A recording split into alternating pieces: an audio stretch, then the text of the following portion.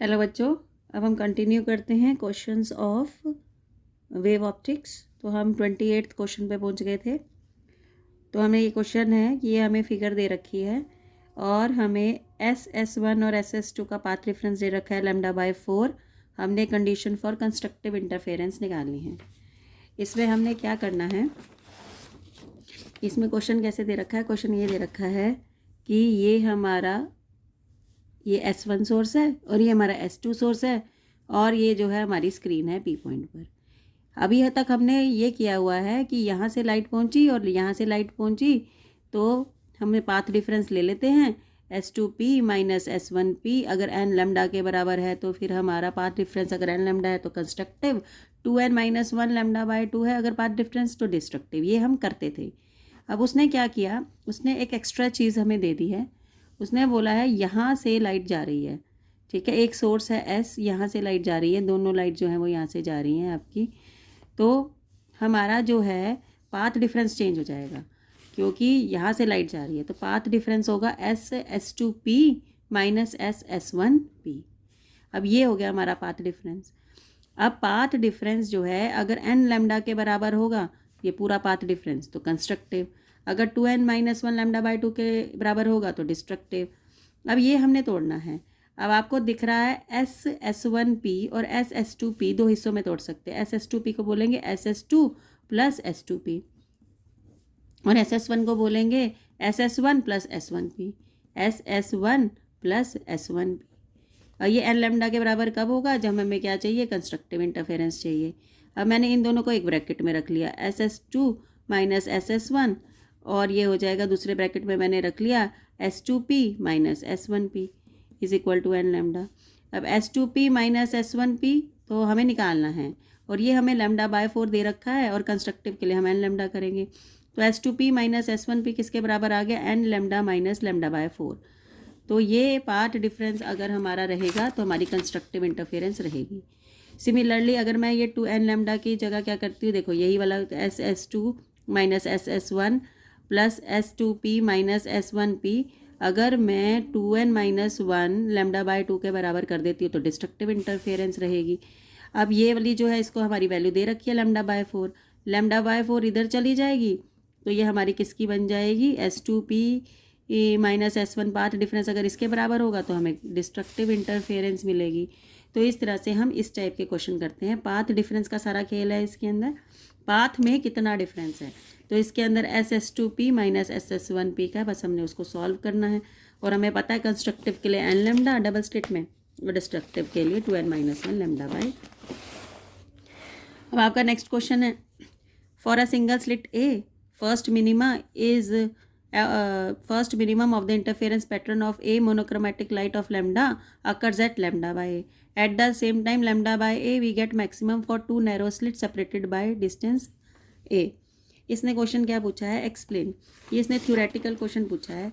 उन्होंने पूछा है कि पाथ डिफरेंस अगर n लैम्डा होता है, अब उसने पाथ डिफरेंस नहीं दिया है, उन्होंने एंगुलर विड्थ दे दिया।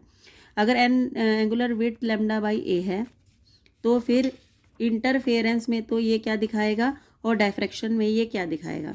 तो उन्होंने यही क्वेश्चन पूछा है, जब λ/A होती है, λ/A मतलब पाथ डिफरेंस जब हमारा A होता है, देखो ये हमारे को क्या दे रखा है, एंगुलर विड्थ दे रखी है थीटा। तो इसका मतलब जो हमारा पाथ डिफरेंस है यहाँ पर किसके बराबर है, n लैम्डा के बराबर है।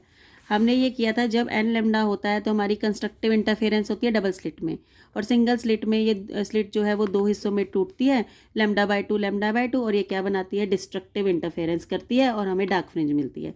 तो हमने पूरी थ्योरी एक्सप्लेन करनी है कि जब क्या कहते हैं हमारा इंटरफेरेंस होता है, थ्योरी में हमने एक्सप्लेन किया है n लैम्डा पे हमारा क्या आता है, कंस्ट्रक्टिव इंटरफेरेंस आती है, क्योंकि पाथ डिफरेंस जो है वो किसके बराबर होता है, n लैम्डा के, और n लैम्डा कंस्ट्रक्टिव इंटरफेरेंस का है।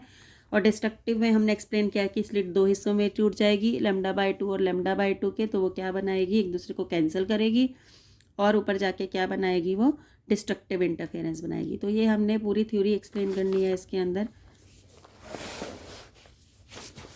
अगला अभी हमने किया है जो सेम ही है जो अभी हम करके आए हैं SS1 और SS2P वाला।